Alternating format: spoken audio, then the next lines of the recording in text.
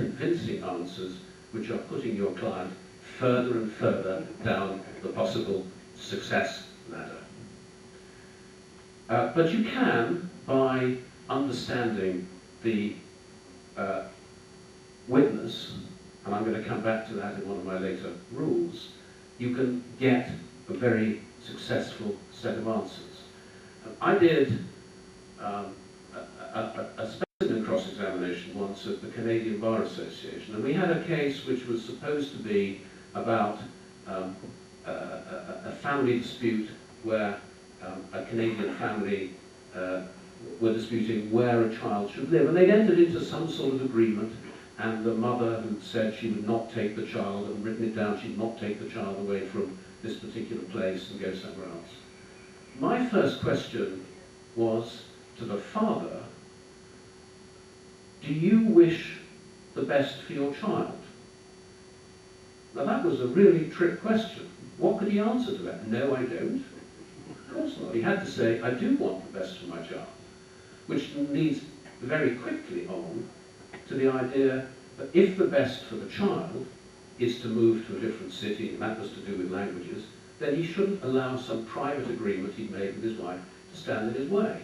And that is really trying to illustrate the point. Think where you're trying to go and try and get there early. Actually, witnesses are more guarded after they've been in the witness box for some time. And I quite frequently will start a cross-examination with a question I've very carefully thought about.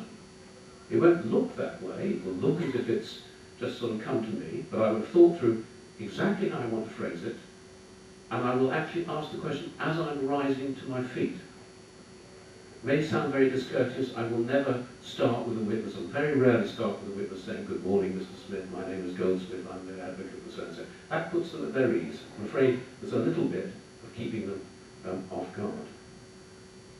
So you do want a little bit to surprise your witness. But cross-examination is a tremendous skill and very difficult to achieve. Rule 4, written advocacy is also advocacy. A lot of people forget this, and in today's world, with more and more matters being dealt with by briefs and written motions and things of that sort, people think just get it down on paper and that's fine. It's not. It's still being read by someone who has to understand what you're saying. They're not necessarily going to pay the same amount of time that you've put into writing it. So it's got to be clear when you write it. And those people who think that as we move more to skeleton arguments and written briefs, that the art of advocacy is dying are, in my view, quite wrong. Written advocacy is still advocacy. And you have to remember the attention span of people for that reason. There are judges, there are people who will very carefully read everything that you've written down, they will make their own notes, and they will carefully analyse, and they will go back over it. Of course that happens. But often, people, particularly busy judges, will go through your arguments, they'll get the main points, but they won't necessarily take in all the subtleties, the points you want them to understand, unless you make them very, very clear. And that takes me to rule 5, which is signposting. That's one of the things that I do a great deal, which is to signpost what I'm going to say. You say to a court, I've got 3 points to make. Good, they know what's going to happen. They'll write down the first point. They'll expect the second point and the third point. Somebody once said, you always tell a judge something 3 times. You tell them what you're going to say, then you say it, then you tell them what you said. And actually, if you listen to experienced advocates, that is often exactly what takes place. Not all. Some advocates, Jonathan Sumption, our most recent member of the Supreme Court, he took the view that he would only tell a judge once. And they got to know this, and they knew that if they didn't understand it first time round, he would take it to the next level court and they'd understand it. That's not a technique that everybody can use. You have to have a great deal of courage, self-confidence. There are other words I can use, but I daren't use them now that he's a member of our top court. He's an outstanding advocate, but knows it as well. My sixth rule is that despite the fact that you are there to win a case, that is absolutely no excuse to break the standards of ethical conduct which you, as members of the bar here, that I, as a member of the bar in the United Kingdom, need to obey. Advocacy is not a reason to misrepresent the position. It's not a reason to disrespect your opponent, and I'll come back, let alone the court, and I will come back to that in one moment. And I just want to pause on this for a moment because I think it's not often always appreciated that ethical standards, proper professional conduct, is not just a sort of private thing between lawyers. It's not just you know, as if you were a member of some secret society and therefore we all act in the same way. It is absolutely critical that the courts, especially in courts which are busy, can utterly rely upon your integrity. Absolutely fight the case very hard, but never misrepresent what the position is, the law or the facts. You can tell the courts, look, there's a problem in this case, and this is what the answer to it is. Say that as forcefully as you like, but don't try to hide it. And certainly in London, in England and Wales, it happens that certain advocates get a reputation for not being straight. You can't rely upon them. And in those circumstances, they are not respected by the court. Therefore, they may win a few cases to start off with, but eventually they start not winning the cases. They don't become senior advocates, they don't become judges because it's been seen what they do.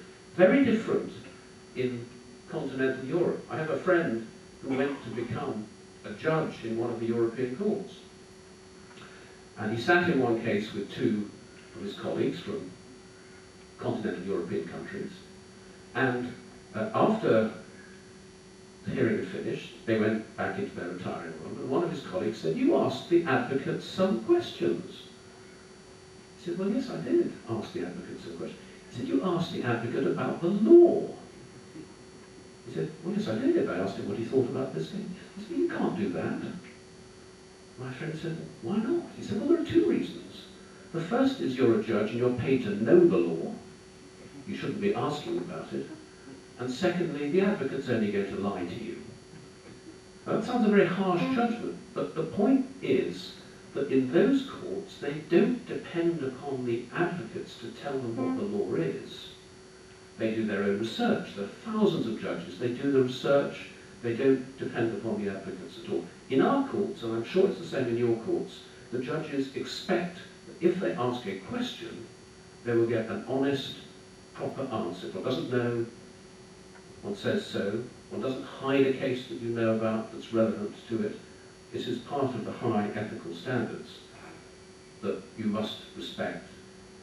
And at the end of the day, your clients will thank you for that, because they're more likely in the long run, your clients are more likely in the long run to win the cases, because the judges know when you speak, they can rely upon you.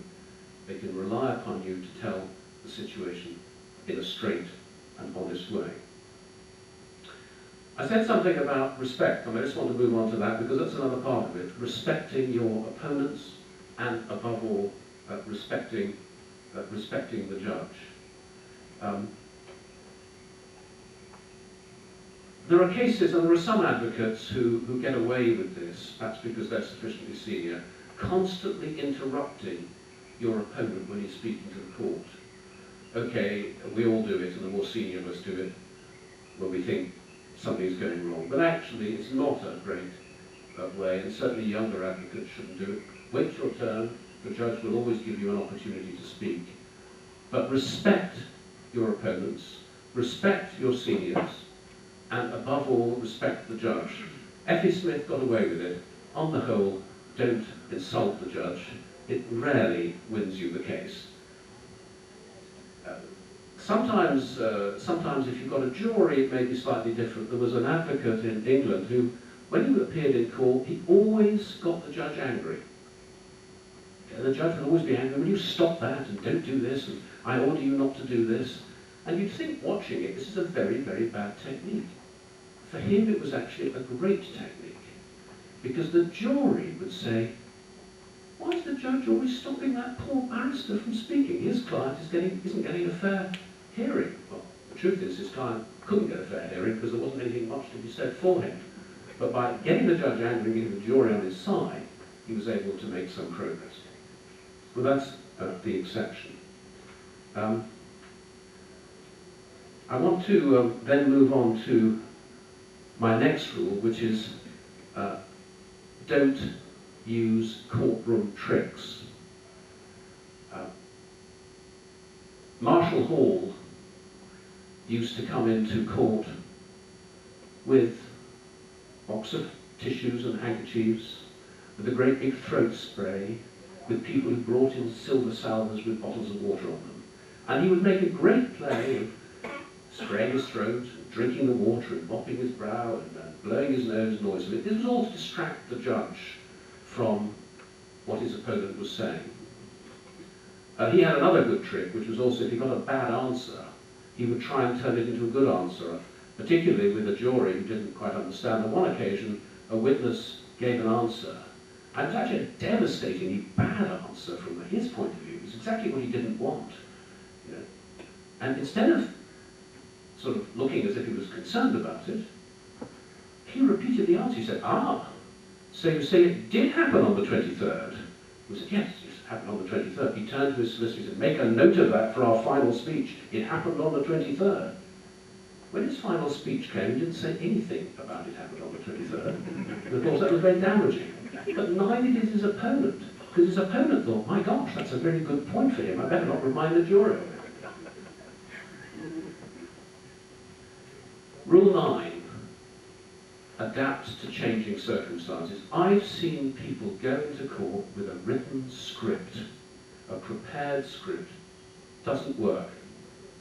You can't keep on the track of that because things will happen, the evidence will change, or simply you'll be asked questions which take you out of order, and you cannot afford not to be able to respond. And when I come to my 3 most important rules, how you deal with that. But you need to adapt to changing circumstances, and you cannot be inflexible.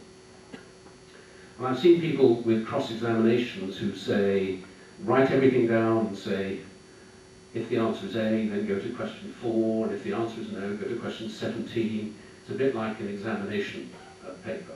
And it can work, but in my experience it's extremely difficult to have worked it through. You need to be ready to adapt. And when I come to my most important rule, you will see how I think one should respond to that. 10th rule, use psychology or use your understanding of commerciality. You have to think about what's going on. If you're looking at a contract and you're trying to interpret what a particular clause means, think what the business people were trying to achieve. And that will often help you understand it and persuade the judge of what you think it means. How does this work in the business world? This provision which says payment should be made on the 14th, and the question is, does it matter if it's the 14th or the 15th or the 16th? Think about the contract. You're arguing it does. You may want to show the judge why it mattered to this individual to have it on the 14th, because their bank was expecting payment and there was an overdraft and there'd be defaults. If you think it doesn't matter, you're trying to say it doesn't matter, then you want to say, well, there's interest can be paid, so does it matter if it's the 14th or the 15th or the 16th? Think about it commercially, but also think about the psychology. This is, again, extremely important if you're trying to understand, if you're trying to deal with cross-examination. I've always admired in England, particularly, the advocates in the criminal world, the criminal field, and criminals themselves, of course, but the practice in that field. It's not what happens, even on the television screen, it's not what happens in books, it's real life, and people act in real life as they do in real life. Think through what would have happened if this is what was taking place. You say that you saw this walking down the street. Well, what did you see next to you? Were there any cars? What did you see? Or people who remember things with enormous detail. We know that doesn't happen. So the psychology is very, very important. back to my rule about trying to get an early question. I did a case once. I'm sorry all these anecdotes about me, but that's the only courts I ever sit in. And I've done it long enough, so at least there are some. But there's a few anecdotes. And the question was, why this was a very high-profile case which was to do with a strike and whether or not the employers were entitled to dismiss a particular individual. And they said that he'd thrown a brick through a neighbour's window because there was a personal dispute, some vendetta between them. We believed, I was acting for the employer, it was actually because he was throwing it through the window of someone who was a strike breaker. And it was all to do with the strike, and that's why they'd taken disciplinary action against him. And the union was there, and they'd made a great big thing about this, and the television cameras were there. I asked, my first question was, just to say to the individual, did you chuck, okay, colloquial English word, did you chuck the brick through his window because he was a scab? Scab, it's a colloquial word for strike breaker. He immediately said yes. He hadn't thought through it, it was the first question. But if I'd asked the question, is it not the case, Mr. Smith, that you threw this brick through this gentleman's window because you believed he'd been breaking strikes contrary to the strike that you were trying? He'd have, if he'd understood the question at all, he would have said no, because he'd been told to say no. But the psychology was to understand what was in his mind and use language which he would understand. Let me come to say one other thing before I get to my most important rules, and that is, I haven't really said anything about the time that I spent as Attorney General. The British Attorney General is a bit different from the Indian Attorney General and the advocates and the additional assistants, because it is a political role as well as a legal role. So I sat in Cabinet, I had to advise the government, as indeed the Indian Attorney General does, on important issues, but also advocate for them. And the point I want to make is that despite the fact that I was a member of the government, it still seemed to me always essential not to confuse advocacy with advice, and that in a sense is the rule. When you're advising your clients, you need to tell them what they need to know, even though it's not what they want to know. You have to give them unpopular and unwelcome advice, because that's what your job is, and that's what they deserve to hear. It may not be what you say in court, you may take a different line in court, but you should tell them always what the truth, in your opinion, is. And nowhere was that more pointed for me than when I had to advise on military conduct by the British government, hugely controversial issues, when to me it remained critically important to tell the Prime Minister and the others what I genuinely thought the law was. There are occasions people know about where people didn't like the answer. There are occasions where people don't know about where actually I advised against military action. Always don't confuse advocacy and advice. I'm going to turn to my top 3 rules. We're moving on in any event. Rule number 1, be clear. That is the most important thing in what you're communicating, be clear. Before I became a judge, I used often to say to myself, why does that silly man on the bench not understand what I'm saying? After I'd become a judge, I'd say to myself, why can't these advocates be clearer? Both illustrate the point. You're actually often not as clear as you think you are. I'm sure that great people who understand communication have spoken about, I think it was Marshall McLuhan who explained the mediums in the message. And it's true. If I say the word table, you may be thinking of a wonderful Louis XV table seating 16 people in your dining room at home with ornate chairs and a tablecloth, or you may be thinking about a little rickety wooden thing that sits by a bedside. The word can mean different things, and it's true of communicating the law. You have to recognize that although the word means something to you, it doesn't necessarily mean the same thing to the person you're speaking with. So you have to, in order to be clear, you have to think very carefully about what you are trying to say. So, judges and advocates You actually benefit from being a judge because you then learn the difficulty. But you do need to be clear. Rule number, important rule number one. Important rule number two, probably even more important, be prepared. Preparation is everything. It's not, as I've said, a prepared script. I said I'd come back to that point. It's not a written script. It's understanding the case so you're ready to deal with it. So you are prepared. If the judge says, what about section 43? You know what section 43 is, and you've spotted the problem. So you can come out, oh my lord, that's not a problem at all. Section 43 has been conclusively explained as meaning this. Or at least if you say it with confidence, even if it hasn't been conclusively explained, the judge might agree with your analysis. So preparation is critical. You have to. An American lawyer once said you have to spend 8 hours preparation for every hour in court. I'm not sure whether that's necessarily the right rule, but you certainly need to spend more time, substantially more time, preparing than actually being in court. Preparation, preparation, preparation. And my final rule for me is structure your arguments. I've already said this. I've got 3 points. It's actually always very good to have 3 points. Much better to have 3 points than 4 points or 2 points. I don't know why, there's something psychological about it. So actually, people like 3. It's a great number. So if you've actually got 4 points, put 2 of them together and make it 3. If you've got 2 points, split one of them out. You're lawyers, you can do this, not a problem at all. You can divide things up and reanalyze it. 3 points is very, very good. Okay, maybe sometimes you have to have more than 3 points. But the critical point is to have structured it, to know what you're saying and where you're going. And that helps with the preparation, because if you know in advance you're going to be making 3 points, that's what's in your head. And if the judge says this, you know that's actually your 3rd point, and you're going to come to it later, you can tell him that. Lord Mackay of Clashfern, who was British Lord Chancellor, but before that was the Scottish Advocate General, which was the Lord Advocate, rather, forgive me, apologise to him, which is the Scottish Attorney General. He was addressing the House of Lords on one occasion when the great Judge Lord Diplock said, well, Lord Mackay, what about this? He said, your Lordship is asking me about that point. He said, yes, Lord Mackay, we want to hear about that point.